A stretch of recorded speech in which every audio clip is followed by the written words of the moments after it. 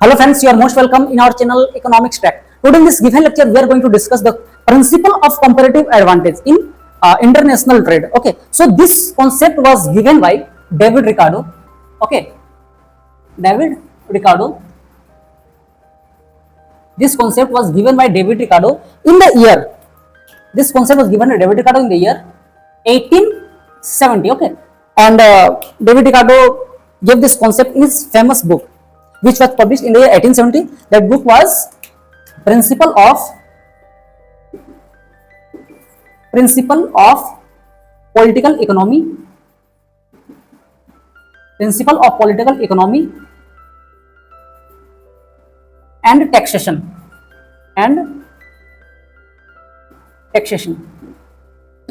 और बेसिकली यह जो कॉन्सेप्ट है वह एडम स्मिथ साहब का जो एब्सोल्यूट एडवांटेज की जो थ्योरी आई थी, उस एब्सोल्यूट एडवांटेज को कहीं ना कहीं एक चैलेंज करते हुए यह थ्योरी हम सबों के बीच आई किस साल, किस वर्ष में, 1870 में।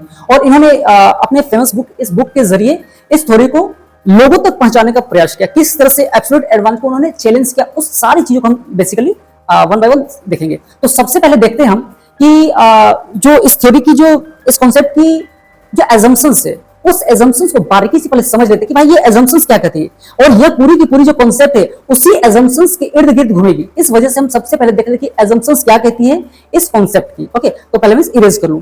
तो सबसे पहले हमारे लिए ये जानना अहम हो जाता है कि भाई इस पूरी कॉन्सेप्ट के इर्द गिर्द घूमने वाली जो एजम्पशंस है वो एजम्पशंस क्या है।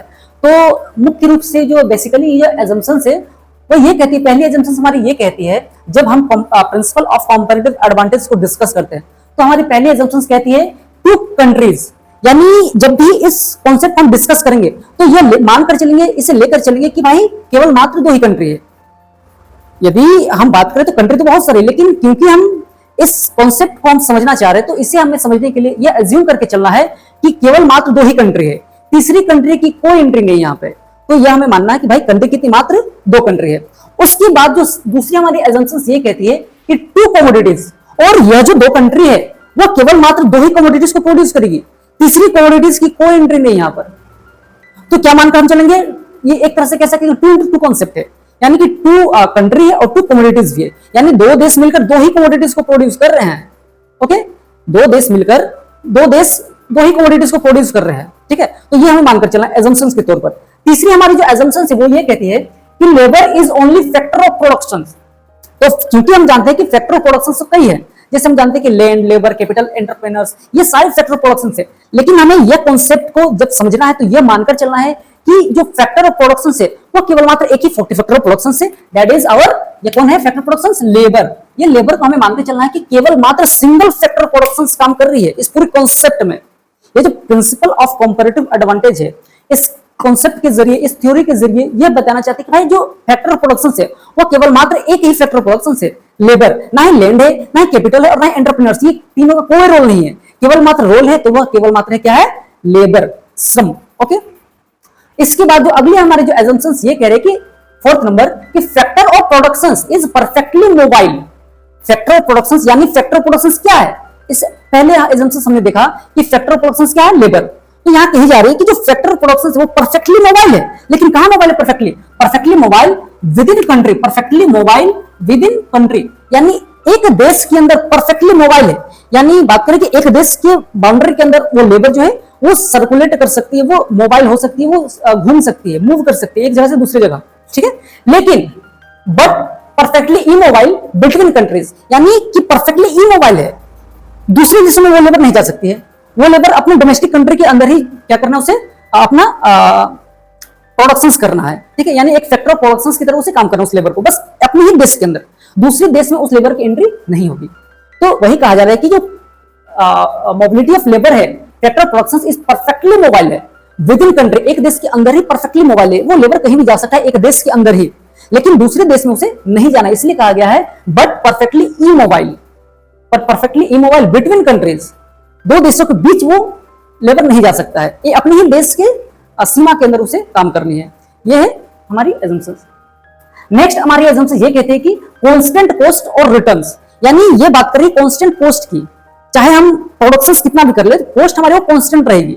ठीक है, हमारी कॉस्ट जो है दैट विल बी कांस्टेंट, इस बात को आप जहन में रखिए। तो यह है assumptions किसकी, जब हम बात करते हैं प्रिंसिपल ऑफ कंपैरेटिव एडवांटेज जो डेविड रिकार्डो साहब ने दिया था, उस कॉन्सेप्ट का यह क्या assumptions। हम जब भी उस कॉन्सेप्ट को स्टडी करेंगे तो इन सारे कॉन्सेप्ट को बारीकी से समझेंगे ही समझेंगे, इसके बिना वह कॉन्सेप्ट हमारी काम नहीं करने वाली है। तो इस कॉन्सेप्ट को ध्यान में रखना है। ओके, अब देखते हैं कि किस तरह से हमारी यह कॉन्सेप्ट काम करती है। अब हम ये समझेंगे कि किस तरह से जब हम प्रिंसिपल ऑफ कंपैरेटिव एडवांटेज को स्टडी कर रहे होते हैं तो ये किस तरह से हम इसे आगे समझेंगे। So on the basis of our assumptions, there are only two countries, that is India and Nepal, and there is only two commodities, that is wheat and rice. तो यहाँ पर हमें साफ तौर पर दिख रहा है हमारे assumptions के अकॉर्डिंग कि यहाँ पर दो कंट्री मात्र, वो है इंडिया और नेपाल, और दो ही कमोडिटीज की बात करें जो कि है wheat and rice। तो इन दोनों जो हमारी कंट्री है इंडिया और नेपाल, ये प्रोडक्शन किसकी कर रहे हैं, wheat का और राइस का। लेकिन क्या ये सेम क्वांटिटी में प्रोड्यूस कर रहे हैं या फिर दोनों ही कमोडिटीज जो है नेपाल ज्यादा कर रहा है प्रोडक्शन या इंडिया, दोनों ही कमोडिटीज का ज्यादा प्रोडक्शन कर रहा है, उसे हम बारीकी से इस डेटा के जरिए समझते देखिए। और किस तरह से रिकार्डो साहब का मानना है कि जो एडम स्मिथ साहब ने कहा था वो बिल्कुल उनका गलत उनको ठहराया गया, किस तरह से वो समझिए। तो यहां पर हमें दिख रहा है कि इंडिया जो है जो व्हीट का प्रोडक्शन इंडिया कर रहा है वो पर लेबर आवर 6 केजी प्रोड्यूस कर रहा है, कौन, इंडिया, किसका, व्हीट का। वहीं नेपाल की बात करें तो नेपाल मात्र 1 केजी प्रोडक्शन कर रहा है, किसका, व्हीट का, कौन, नेपाल। ठीक है, नेक्स्ट देखते हैं राइस में कौन ज्यादा प्रोड्यूस कर रहा है। तो राइस की बात करें तो इंडिया 4 केजी राइस प्रोड्यूस कर रहा है पर लेबर आवर। 1 घंटे की जो लेबर आवर है वो कितनी प्रोड्यूस कर रही है राइस को, 4 केजी राइस प्रोड्यूस कर रही है। वहीं नेपाल जो है केवल मात्र 2 ही केजी राइस का प्रोडक्शन कर रहा है पर लेबर आवर। तब हमें ये क्या समझ में आ रहा है कि हमें यह साफ तौर पर दिख रहा है कि जो इंडिया है उससे एब्सोल्यूट एडवांटेज यहां प्राप्त हो रहा है, किसमें, व्हीट में और राइस में, क्योंकि इंडिया दोनों ही कमोडिटीज को बड़े ही एफिशिएंट तौर पर नेपाल से ज्यादा मात्रा में प्रोड्यूस कर रहा है पर लेबर आवर की जब बात करते हैं। तब जैसे हमने कहा कि व्हीट का प्रोडक्शन नेपाल मात्र 1 केजी व्हीट का प्रोडक्शन कर रहा है पर लेबर आवर, वहीं इंडिया जो है वह 6 केजी प्रोड्यूस कर रहा है पर लेबर आवर। यदि बात करें राइस की तो राइस का जब बात करें तो नेपाल मात्र 2 केजी राइस का प्रोडक्शन कर रहा है पर लेबर आवर। लेकिन जब बात करें हम इंडिया की तो इंडिया 4 केजी प्रोडक्शन कर रहा है, किसका, राइस का। तो दोनों ही कमोडिटीज में इंडिया जो है उसे क्या है, एफिशिएंसी, उसे एब्सोल्यूट एडवांटेज प्राप्त है। तो एडम स्मिथ का मानना था कि ऐसी स्थिति में ट्रेड पॉसिबल नहीं है। एडम स्मिथ साहब का मानना था कि ट्रेड पॉसिबल नहीं है, किसका मानना था, एडम स्मिथ साहब का। लेकिन डेविड रिकार्डो साहब ने कहा कि भैया ऐसा बिल्कुल नहीं है, ऐसी परिस्थिति में भी ट्रेड पॉसिबल है।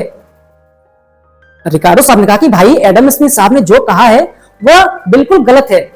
एडम स्मिथ कहा था कि भाई ऐसी कंडीशंस आएगी तो ट्रेड कैसे पॉसिबल है। एडम स्मिथ का मानना था कि जो कंट्री है कोई एक चीज में महारत हासिल करे या एफिशिएंसी गेन करे as compare to other countries. जैसे एडम स्मिथ साहब कहते हैं कि यदि ये 6 इंडिया यहां पर प्रोड्यूस ज्यादा कर रहा है व्हीट का नेपाल के कंपेयर में, तो नेपाल भी क्या करे, कम से कम एक कमोडिटीज के प्रोडक्शंस में उसे भी एफिशिएंसी हो, जैसे यहाँ 2 है तो यहाँ 8 हो जाती, तब हो सकती थी ट्रेड, किसके अकॉर्डिंग, एडम स्मिथ के अकॉर्डिंग। लेकिन एडम स्मिथ साहब का मानना था कि ऐसी परिस्थिति जब आएगी, ऐसी जो सर्कमस्टांसेस आएगी तो उस वक्त हमारा ट्रेड पॉसिबल नहीं है। तो रिकार्डो साहब ने कहा कि भाई ऐसी परिस्थिति में भी पॉसिबल है, लेकिन कैसे, वो समझिए। तो रिकार्डो साहब का कहना था कि जो अपॉर्चुनिटी कॉस्ट है वो डिसाइड करेगी कि किस चीज का प्रोडक्शन करना है, किसका नहीं करना है। जैसे मैं कह रहा हूं कि जो एब्सोल्यूट एडवांटेज जिस भी कमोडिटीज में जिस कंट्री को एब्सोल्यूट एडवांटेज प्राप्त है, मैं क्या कर रहा हूं, फिर से रिपीट कर रहा हूं, जिस भी कमोडिटी में किसी कंट्री को एब्सोल्यूट एडवांटेज है तो वो उस कमोडिटीज को क्या करेगा, उसे वो क्या करेगा, एक्सपोर्ट करेगा। बस मेरा मैं क्या कर रहा हूं कि जिस भी कमोडिटीज में किसी कंट्री को एब्सोल्यूट एडवांटेज है वो उसे क्या करेगा, प्रोड्यूस करेगा, उसे एक्सपोर्ट करेगा। लेकिन जब एब्सोल्यूट डिसएडवांटेज उसे मिल रहा है या फिर कंपैरेटिव कॉस्ट जिसमें कम आ रही है, उसे वो क्या करेगा, उसे वो इंपोर्ट करेगा। इस बात को जहन में रखिएगा कि जिसमें एब्सोल्यूट एडवांटेज प्राप्त है किसी कंट्री को, वो उसे क्या करेगा, प्रोडक्शन करेगा और उसे एक्सपोर्ट करेगा, दूसरे मुल्कों को भी बेचेगा। लेकिन जिसमें उसे एब्सोल्यूट डिसएडवांटेज प्राप्त हो रही है या अपॉर्चुनिटी कॉस्ट कम आ रही है, उसे वो क्या करेगा, उसे इंपोर्ट करेगा। जिससे में यहां बात करें हम तो यहां हम साफ तौर पर देख सकते हैं कि जो इंडिया है उसे एब्सोल्यूट एडवांटेज किसमें प्राप्त है, इसमें प्राप्त है। अब एब्सोल्यूट एडवांटेज किससे प्राप्त है वो देखेंगे। तो एब्सोल्यूट एडवांटेज जब हम बात कर रहे हैं तो कह सकते हैं यहां सिंपल कि जिसमें जो अपॉर्चुनिटी कॉस्ट है वो कम लग रही है। अब अपॉर्चुनिटी कॉस्ट कैसे फाइंड आउट करेंगे हम यहाँ, उसे भी समझेंगे। लेकिन उससे पहले जान लीजिए कि जिसमें एब्सोल्यूट एडवांटेज ज्यादा प्राप्त है, जिस कंट्री को, वो क्या करेगा, एक्सपोर्ट करेगा। तो यहां हम देख रहे हैं कि 6:1 का रेशियो है, यहां 4:2 का रेशियो। तो यहां ये देखिए कि इंडिया जो है यहां क्या कर रहा है, इसके कंपेयर में यहां जो गैप है बहुत ज्यादा है। तो इंडिया एब्सोल्यूट एडवांटेज इसे इंडिया को यहां पर मिल रहा है। तो एब्सोल्यूट एडवांटेज की जब बात करें तो एब्सोल्यूट एडवांटेज इंडिया को इसमें विट में एब्सोल्यूट एडवांटेज मिल रहा है। ठीक है, इंडिया को एब्सोल्यूट एडवांटेज विट में मिल रहा है, क्योंकि विट यहां पर क्या कर रहा है, नेपाल के कंपेयर में विट बहुत ज्यादा एक्सेस मात्रा में प्रोड्यूस कर रहा है। ठीक है, यानी इन दोनों के बीच का गैप है, ये 6 और 1 के बीच एक काफी बड़ा सा गैप है। ठीक है, इसलिए कहा जा रहा है कि इंडिया जो है वो क्या करेगा, विट का प्रोडक्शन करेगा और उसे एक्सपोर्ट भी करेगा, क्योंकि इंडिया को एब्सोल्यूट एडवांटेज प्राप्त है किसमें, विट में। अब आते हैं हम लोग राइस में। तो राइस में किसी एब्सोल्यूट डिसएडवांटेज प्राप्त है, या फिर कह सकते हैं कि अपॉर्चुनिटी कॉस्ट इससे कम आ रही है, वो देखते हैं। तो यहां देखिए यहां क्या हो रही है कि राइस जो है इंडिया 4 केजी प्रोड्यूस कर रहा है और नेपाल 2 केजी प्रोड्यूस कर रहा है। तो देखिए नेपाल को यहाँ कंपैरेटिवली देखा जाए तो यहाँ पर इसे कम नुकसान है, यहाँ पर नेपाल का नुकसान देखते कितना कम है, तो वही नेपाल प्रोड्यूस करेगा। यहाँ पर यदि नेपाल ये भी प्रोड्यूस करता तो उसे ज्यादा नुकसान था, मात्र 1 केजी जो है वो प्रोड्यूस कर सकता था क्या, वीट को। लेकिन यहाँ पर जब बात करें राइस को 2 केजी प्रोड्यूस कर सकते हैं नेपाल, तो यहाँ इसके कंपेयर में यहाँ पर जो उसे कम नुकसान है, इससे यहाँ पर कम नुकसान है, इसीलिए नेपाल क्या करेगा, नेपाल प्रोड्यूस करेगा किसको, राइस को। इस बात को याद रखिएगा। तो ये कॉन्सेप्ट हमेशा दिमाग में रखिएगा कि जहां पर एब्सोल्यूट एडवांटेज प्राप्त है किसी कंट्री को, वो उसे प्रोड्यूस करेगा, साथ ही साथ उसे वो एक्सपोर्ट भी करेगा। लेकिन जहां पर एब्सोल्यूटली डिसएडवांटेज मौजूद है, या क्या है कि जहां पर अपॉर्चुनिटी कॉस्ट जो है दूसरे कंट्रीज को कम आ रही है, उसे वह प्रोड्यूस करेगा। अब देखते हैं अपॉर्चुनिटी कॉस्ट का सिलसिला। तो इस बात को याद रखिए कि अपॉर्चुनिटी कॉस्ट किसे कहते हैं। हम अपॉर्चुनिटी कॉस्ट कह सकते हैं, सपोज दैट हमें ये मार्कर चाहिए, ठीक है, और हमारे पास ये है, बोला गया कि भाई आपको एक ही मार्कर रखनी है, तो हमने क्या किया, इस मार्कर को रख लिया, इसे त्याग दिया, इसे छोड़ दिया। तो हमने जो भी सेक्रीफाइस किया that is our opportunity cost, जो हमने नहीं चुना, जिसे हमने इन दोनों में से इसको चुन लिया, ग्रीन को नहीं चुना, तो ग्रीन हमारी क्या हो गई, अपॉर्चुनिटी कॉस्ट हो गई।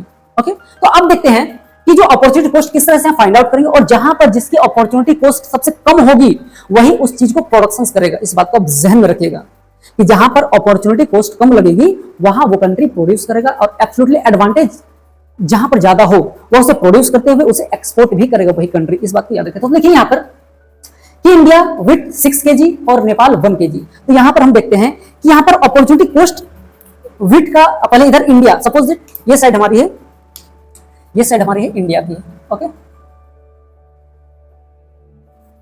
इंडिया, और ये साइड हमने ले लिया नेपाल। दोनों ही कंट्री की अपॉर्चुनिटी कॉस्ट को देखते हैं। तो देखिए 1 केजी वीट को प्रोड्यूस करने के लिए इंडिया को कितना राइस को सेक्रीफाइस करना होगा, वो जो सेक्रीफाइस करेगा इंडिया वही उसकी क्या होगी, अपॉर्चुनिटी कॉस्ट होगी। तो यहां हम देखते हैं इंडिया को यहां नेपाल का, तो इंडिया का अपॉर्चुनिटी कॉस्ट को देखते हैं।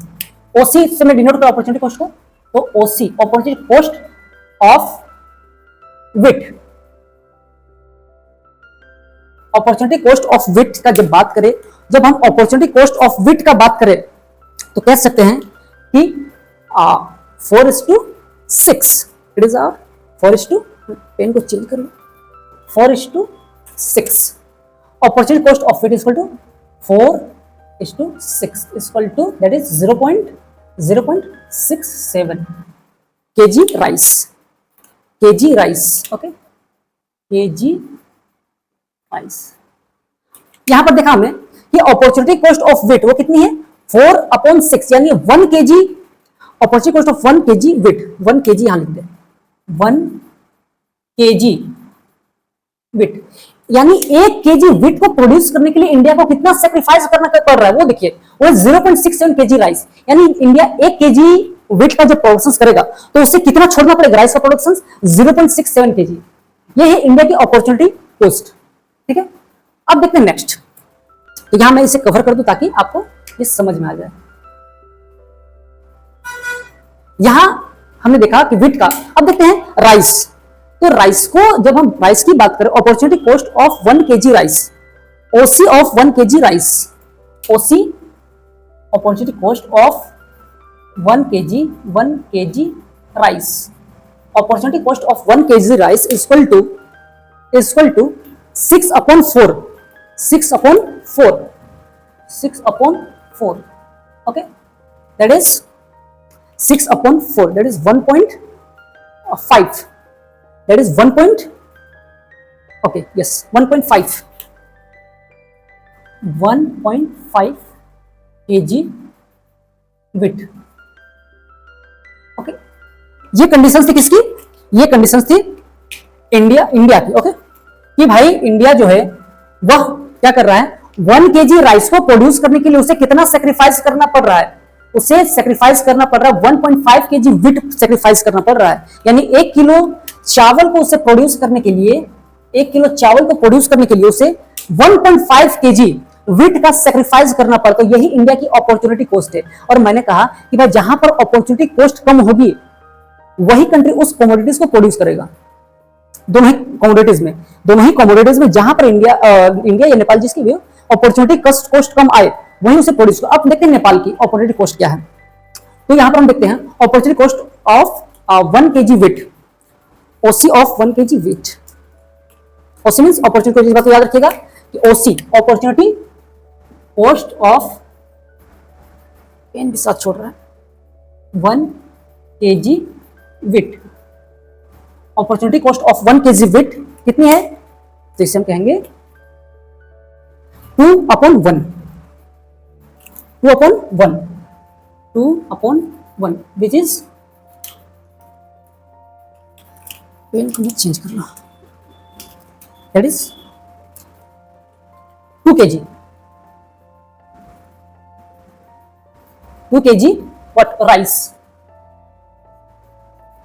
2 kg राइस। ओके, नाउ ये तो हमारी opportunity cost of 1 kg wheat, यानी 1 kg वीट प्रोड्यूस करने के लिए जो नेपाल है उसे 2 kg राइस को सेक्रीफाइस करना पड़ रहा है। इस बात को याद रखिएगा, ठीक है। अब देखते हैं अपॉर्चुनिटी कॉस्ट ऑफ राइस को, देखते हैं OC of rice, opportunity cost OC of rice,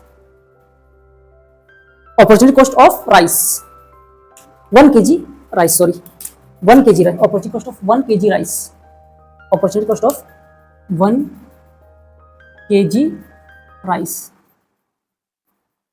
तो अब देखते हैं अपॉर्चुनिटी कॉस्ट 1 kg राइस का नेपाल को क्या पड़ रहा है उसे देख लेते हैं। That is 1/2, 1/2 which is 0.5 something, yes, 0.5, that is yes 0.5 wheat kg wheat. अब देखिए यहां पर हम देख रहे हैं कि जो नेपाल है उसे अपॉर्चुनिटी कॉस्ट 1 kg वीट के लिए कितना राइस को सेक्रीफाइस करना पड़ रहा है, दैट इज 2 kg राइस, ठीक है। अब देखिए अपॉर्चुनिटी कॉस्ट 1 kg राइस को प्रोड्यूस करने के लिए वीट का कितना सेक्रीफाइस करना पड़ रहा है, दैट इज 0.5 kg। अब देखते हैं कि अपॉर्चुनिटी कॉस्ट किसकी कम लग रही है वही उसे क्या करेगा, प्रोड्यूस करेगा। इस बात को याद रखिएगा कि कंपैरेटिव एडवांटेज में हम अपॉर्चुनिटी कॉस्ट को देखते हैं कि जहां पर जिसकी अपॉर्चुनिटी कॉस्ट कम लग रही है दोनों ही कमोडिटीज में उसे क्या करेगा, वो कंट्री प्रोड्यूस करेगा। इस बात को जहन में रखिएगा। तो यहां देखिए अपॉर्चुनिटी कॉस्ट किसकी कम लगी, तो वीट की जब बात करें, ये इंडिया वीट का प्रोडक्शन है और ये नेपाल का वीट का प्रोडक्शन है, तो इन दोनों में अपॉर्चुनिटी कॉस्ट किसकी कम लग रही है वो देखिए ध्यान से, किसकी कम। ये 0.67 kg राइस है, लेकिन यहाँ पर 2 kg राइस का अपॉर्चुनिटी कॉस्ट है। तो अपॉर्चुनिटी कॉस्ट जहां पर कम लगे वही कंट्री जो उसे प्रोड्यूस करेगा। तो यहां में साफ तौर पर दिख रहा है कि जो इंडिया है उसकी यहां पर अपॉर्चुनिटी कॉस्ट, यानी जो इंडिया है वो क्या प्रोड्यूस करेगा, वीट का प्रोडक्शन करेगा, यानी इंडिया वीट का प्रोडक्शन करेगा। ओके, क्योंकि यहां पर इंडिया को अपॉर्चुनिटी कॉस्ट क्या हो रही है, कम आ रही है वीट में। इस बात को याद रखिए, जहां पर जिस कंट्री को अपॉर्चुनिटी कॉस्ट कम लग रही है वही उसे क्या करेगा, प्रोड्यूस करेगा। किसके अंदर, प्रिंसिपल ऑफ कंपैरेटिव एडवांटेज के अंदर। इस बात को याद रखिए। तो इंडिया को यहां पर क्या हो रहा है, अपॉर्चुनिटी कॉस्ट कम आ रही है। इसको इरेज करता नहीं तो कंफ्यूजन हो जाएगा। अब देखिए, अब यदि हम बात कर रहे हैं वीट का, तो इंडिया वीट की प्रोडक्शन कर। अब देखते हैं राइस का, तो राइस का प्रोडक्शन कौन करेगा, इंडिया या नेपाल। तो अपॉर्चुनिटी कॉस्ट देखिए कि अपॉर्चुनिटी कॉस्ट किसकी कम आ रही है राइस में, तो अपॉर्चुनिटी कॉस्ट कम किसकी आ रही है, नेपाल की। तो नेपाल क्या करेगा, नेपाल करेगा प्रोडक्शन किसका, राइस का प्रोडक्शन करेगा नेपाल। इसलिए मैंने यहां पहले ही दिखा दिया कि भाई अपॉर्चुनिटी कॉस्ट किसकी कम आ रही है वही करेगा प्रोडक्शन उस कमोडिटी का। तो ऐसे भी हम लोग समझ सकते हैं, लेकिन समझने का सबसे बेहतरीन तरीका अपॉर्चुनिटी कॉस्ट के माध्यम से समझिए। ये आपको बड़ी ही आसानी से समझ आ जाएगा कि भाई कौन कंट्री किस चीज का प्रोडक्शन करेगा। ओके, तो हमने क्या क्या देखा, हमने ये देखा कि assumptions क्या है हमारी इस थ्योरी की, ठीक है। उस थ्योरी को जब भी हम दिमाग में रखेंगे तो उससे पहले हमें एजम्पशंस को अपने दिमाग में रखना होगा, तभी ये थ्योरी हमारी काम करेगी। भाई हमने देखा कि टू कंट्रीज है, टू कमोडिटीज है, लेबर जो है परफेक्ट मोबाइल है बिटवीन विद इन कंट्री, लेकिन इमोबाइल है अदर कंट्रीज में, यानी एक जैसे दूसरी जगह वो लेबर नहीं मोबाइल कर सकती है या नहीं जा सकती है। और factor of production, single factor of production, that is labour हमारी सिंगल फैक्टर ऑफ प्रोडक्शन से इस थ्योरी के अंदर। उसके बाद हमने लिखा कि जो कॉस्ट है वो कांस्टेंट कॉस्ट है, ठीक है। इसके बाद हमने ये जाना कि किस तरह से हमारी कंट्री, हमारी दोनों ही कंट्री में से कौन सा कंट्री इस चीज का प्रोडक्शन करेगा। यदि एडम स्मिथ साहब का माने तो उनके हिसाब से यहाँ ट्रेड पॉसिबल ही नहीं था, क्योंकि दोनों ही कमोडिटीज में इंडिया एफिशिएंट है प्रोडक्शन में। लेकिन एडम स्मिथ साहब का कहना था कि किसी भी कमोडिटीज में किसी दूसरे मुल्क को भी क्या ना एफिशिएंट होना, तभी ट्रेड पॉसिबल है, नहीं तो ट्रेड पॉसिबल नहीं है। लेकिन एडम स्मिथ को चैलेंज करते हुए जो डेविड रिकार्डो साहब है, उन्होंने कहा कि भाई नहीं, ऐसा पॉसिबल नहीं है। जब हम ये ट्रेड करें तो हमारे को देखना है कि अपॉर्चुनिटी कॉस्ट किसकी कम आ रही है, तो वही उस चीज का प्रोडक्शन करेगा। तो ऐसी कंडीशंस में रिकार्डो साहब ने कहा कि यहाँ पर तो दोनों ही इंडिया ही दोनों ही में मजबूत है, यानी दोनों ही के प्रोडक्शन में इंडिया काफी आगे है, तो क्या ऐसे में ट्रेड पॉसिबल नहीं है। तो फिर इसी के सिलसिले में कहा रिकार्डो साहब के द्वारा कि नहीं, ऐसे कंडीशंस में भी ट्रेड पॉसिबल है। और वो ट्रेड किसके जरिए पॉसिबल होगा, किसके जरिए पॉसिबल होगा, एब्सोल्यूट एडवांटेज और कंपैरेटिवली डिसएडवांटेज, या यूं कहें कि अपॉर्चुनिटी कॉस्ट के जरिए पॉसिबल है ट्रेड कर पाना, ठीक है। तो होप सो कि आपको समझ में आ रही होगी किस तरह से ये थ्योरी हमारी, ये कॉन्सेप्ट हमारी काम कर रही है, absolute principle of comparative advantage. तो आज के इस लेक्चर के अंदर बस इतना ही। तो आज इस लेक्चर के अंदर बस इतना ही। फिर किसी लेक्चर के अंदर आपके साथ मुलाकात है, तब तक के लिए धन्यवाद, थैंक यू, शुक्रिया।